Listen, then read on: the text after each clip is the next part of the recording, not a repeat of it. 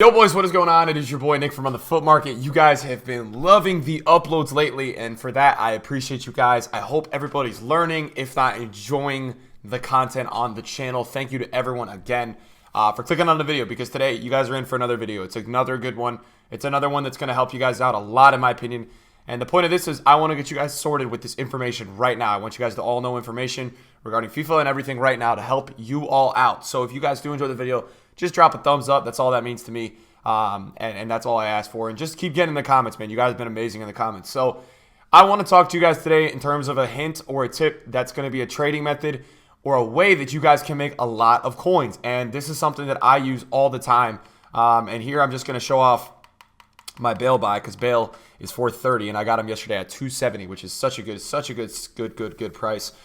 So here's what I want to talk about with you guys today, and this is the idea of how to know when a player is too cheap.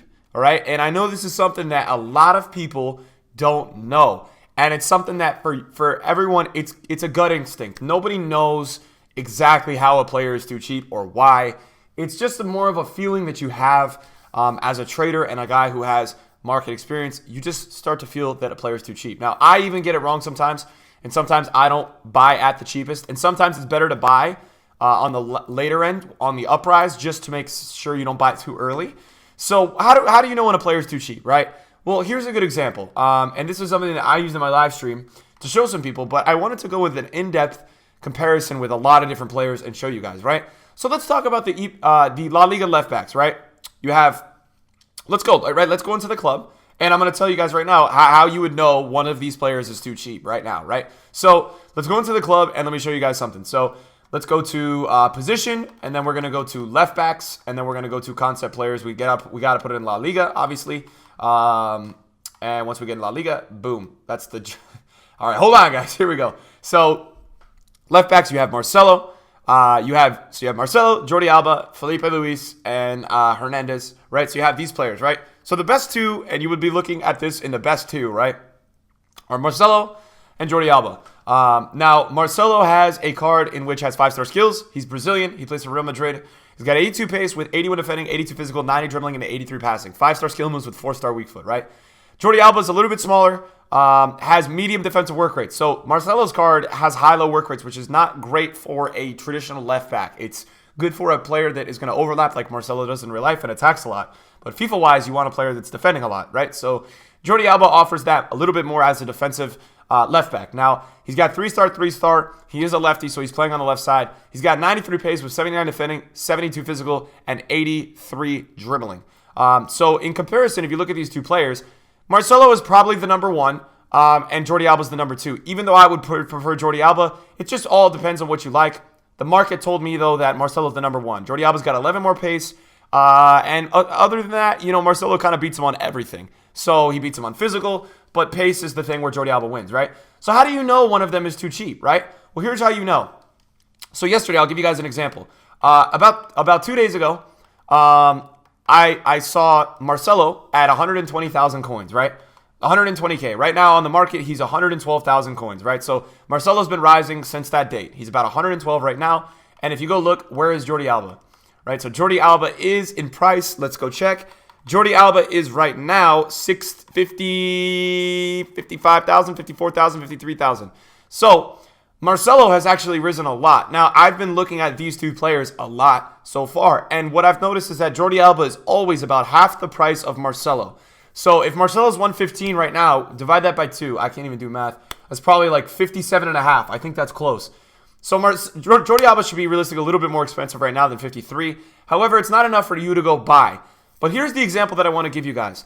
The other day, what happened was Jordi Alba was 40 and Marcelo was 85, right? Marcelo all of a sudden started getting bought up in teams, and he went all the way up until, I think he went up to 110,000 the other day. Now he's 112. He went up to 110,000. I said, wait a second. I said, Marcelo's shooting the hell up right now. So let me go check on Jordi Alba. So I said, okay, I want to make some coins. Let's go see what's going on with Jordi Alba, right? When I checked on Jordi Alba, he was 38,000 coins. He had gone down from 45K to 38K. So what it had told me was that people were selling Jordi Alba to go buy Marcelo. So while Marcelo's price was spiking, Jordi Alba's was going down, which means people were selling Jordi Alba to go buy Marcelo for their teams. So I said, all right, that's not right. Like, you know what? That is not right. Jordi Alba then became 36,000 coins, right? Marcelo was up at 110. If you multiply 36 by 3, that is, you're going to get about just around 110,000, right? So it means that Jordi Alba dropped from 50% of the price, where it used to be 45-ish, to about 90, right? Which was about half. He became a third of the price, right? So the percentage of the two positions being the best two, being the best two players at left back in La Liga, it just became too much, right? The gap in between ultimately became too much, and that's when I saw him. I actually picked up a Jordi Alba at 34 when Marcelo was selling up in the hundreds, and I said, you know what? This is how it works, right? This is how flipping works. I said, I'm going to hold it. I'm not even going to sell it. I'm just going to hold it. This is too damn cheap. So what I did was I went ahead and I put him in my team, and I put him at left back in my La Liga team, and I just left it, right? I left it. I checked the next day. Now you guys can see he's not there. You guys know why, right? So what happened was last night, Marcelo actually dropped down to about 90,000, right? And then Jordi Alba, I think, started going up because he was too cheap, which is what I'm trying to explain to you guys. And people didn't want to pay over 100 for Marcelo. So Marcelo sold a little bit at 100, and then he stopped selling because people were like, all right, well, like, what the hell? Jordi Alba's 35K. I'm buying Jordi Alba. That's like a third of the price. It's almost the same card, right? That's the logic of the market. So then Jordi Alba starts going up like crazy because everyone's on this Jordi Alba wave, and they're not checking Marcelo's price. So what happened was then Jordi Alba went up to 60K. He's 50K right now. He's not even 50K, so he's dropped down. I sold my Jordi Alba at 60,000 coins, bought at 34K. So I made almost double my coins because I saw something with proof that it was too cheap. Now then what happened was when the second I sold Jordi Alba, and you guys are going to laugh at this, the second I sold Jordi Alba at 60,000 coins, what do you guys think I went and did? I bought Marcelo's. So Marcelo was at 94, 95, and I said, wait. I said, wait, that's too cheap. I'm buying Marcelo, right? Because I saw Marcelo sell at 120, and I know right now, using the knowledge and everything I'm doing, I know that the market is only rising for the next 2 weeks. This is the beginning of FIFA. People are opening packs. The market is only going up, right? So I said, okay, a player like Marcelo, who is deemed the best at that position in that league, is going down to back to 90 after he went to 120. I said, you know what? That's too cheap. I'm buying him, right? I'm getting him, and that's it. So that's what ended up happening, and it's pretty funny how this all works because that's how now I have 3 Marcelos at 90, and he's back to 115,000. So I'm already making, again, while I was making coins on Jordi Alba, I reinvested in the other position. So you can almost use, this is a big tip to you guys, man. I'm telling you, like, so useful. You can use other players' prices and their fluctuations to almost help you further understand what is going on with a certain player. Now, it works really well if the players are similar in position. It really does. So, like, let me give you guys an example right here, right? So, and this is a little bit of an experiment, and I want to see this right now because I have not looked at this on the market, but I am going to laugh if this happened because I was talking about it yesterday, and I thought it could happen. Let's check this out. So, this exactly happened. So, Varane yesterday was about 140,000 coins, and Umtiti was 74, 75, right? Varane ended up going up to 160, and now Varane is extinct. You cannot get Varane on the market. So what's the next best option after Varane? You'd say Varane is probably second to Ramos, if not tied. You're going to Umtiti. So I said, you know what? I saw him at about 80K, and I said, you know what? That dude is going up. He's now almost 100,000 coins because you can't get Varane off the market, right? You can only get the next best option, which is Umtiti, arguably. Maybe you think Umtiti's better, but it's the same case of Jordi Alba versus Marcelo. So that's another reason, and it's a great way to make coins. I messed up so badly. There was one that I didn't see the other day that I could have made so many coins on. So Davinson Sanchez, guys, arguably the most meta center back in the Premier League almost ever. This card looks actually insane. He's got 76 pace with 80. I don't even, what are the statistics on Davinson Sanchez? Let me go pull them up so you guys can see, man, because this is all about a comparison game too. You guys got to understand statistics. It's not always the next best rating that people go for. It's all about people are looking for a fast center back who can defend, that looks overpowered, that has good work rates and a height. So what do they go for if they don't, if you know, they're not going to go for necessarily always the next best rating option. They're going to go for the next option. So this is what I missed out on the other day.